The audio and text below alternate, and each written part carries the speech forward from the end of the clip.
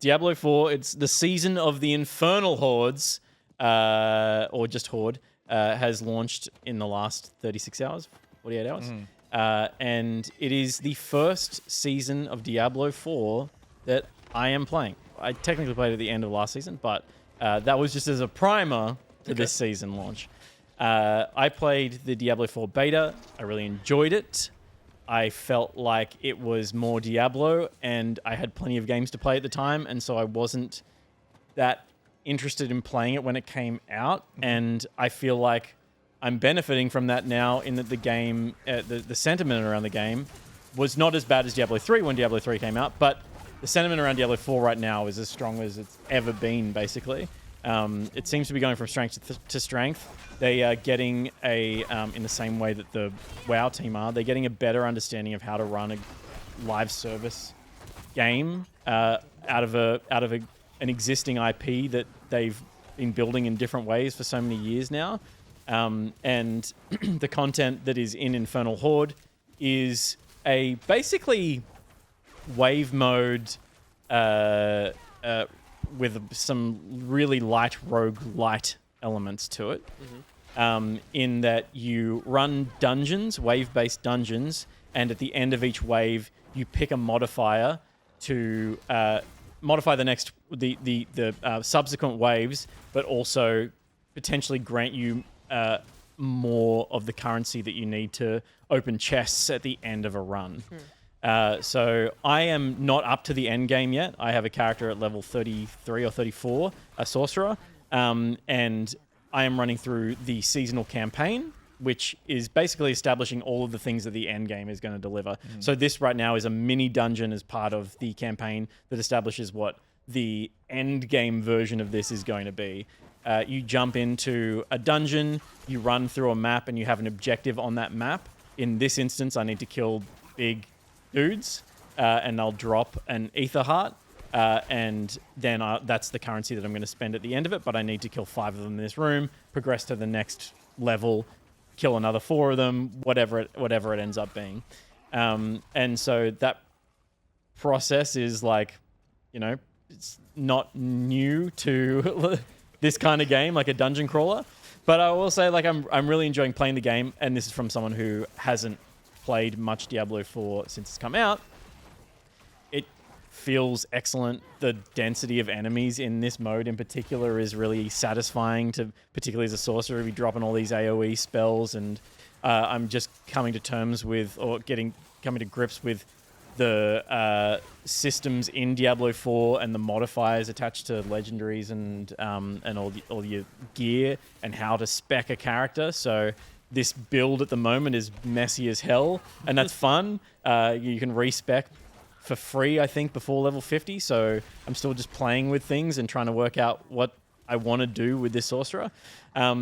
Ultimately, I've been encouraged to jump back into Diablo with the Vessel of Hatred coming soon. That trailer really excited me. The idea of that space is really exciting to me, and the new classes, which is coming next month. The Vessel of Hatred, give me an explainer on what's... That's an expansion as opposed to a seasonal update. Sorry, gotcha, okay. So that expansion is coming next month, and this is the last season before that, and it apparently is setting up some of the story beats. Yeah, right. That Mephisto is kind of pulling the strings in the new expansion and potentially is involved here in an exciting way. For people who are super into the end game, I'm not going to Diablo 4. I'm not going to teach you anything here, but the end game of the wave mode, the wave mode version of this that is really high end content, is incentivized by you do all of these waves. I think it's 10.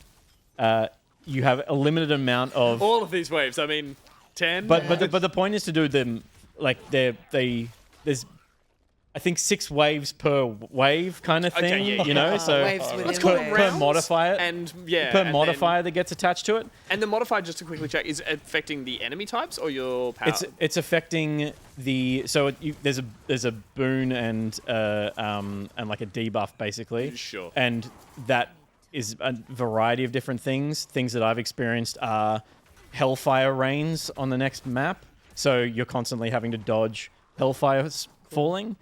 that the boss has plus 50% damage output, but that's a huge... You get 7 hearts for doing that as opposed to 3, so you might want to do that.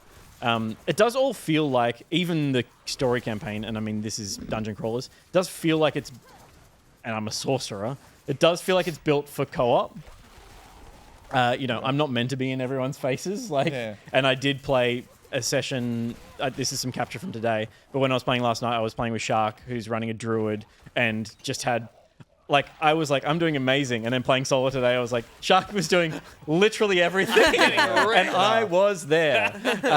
But Druid's awesome. Druid was rocking hard. And that's something that, every season they basically just rebalance all of the classes.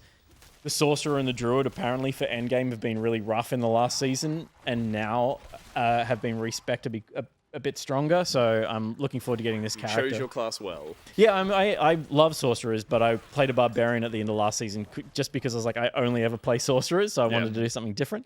And with the Vessel of Hatred expansion, the new classes are out, which are much more malleable and you can kind of they're a bit more like you can craft them with different abilities from different classes as well. Okay. I think is the concept with them. There's like 4 versions. Spirit animals or something, right?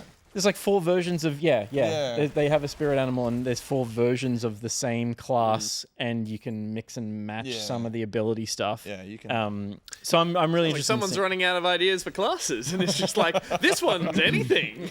But yeah, it's really interesting from the perspective of a game that is so class based to try and find something in between. I think it'll be interesting to see how it plays.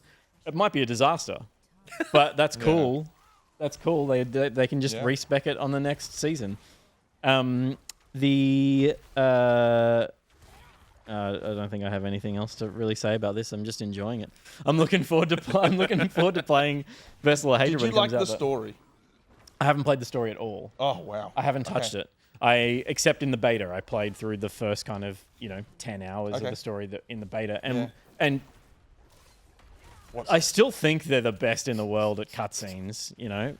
Blizzard are just untouchable in just cinematics, right? Like there's just no one does it like them still to this day. I don't know what it is about that studio that they just are the masters of it. I'm looking forward to playing. I have a plan to play through the story as the new expansion drops and build into the end game of the new content there. And in terms of that, or this current season, is it has it got its hooked in terms of that wave mode essentially of doing more runs, or is it just does feel like a way to keep you coming back into a run mode? And I've played a lot of Destiny, right? And Destiny is deep into its life cycle.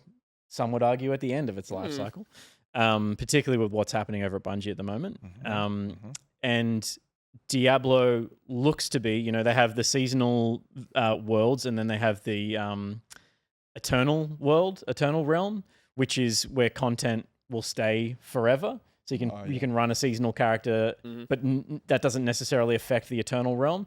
This mode is going to exist in the eternal realm afterwards. Okay, they're trying to, I think, open up the options for grinding in a really grindy game, like a level grind, experience grind, and equipment grind kind of game.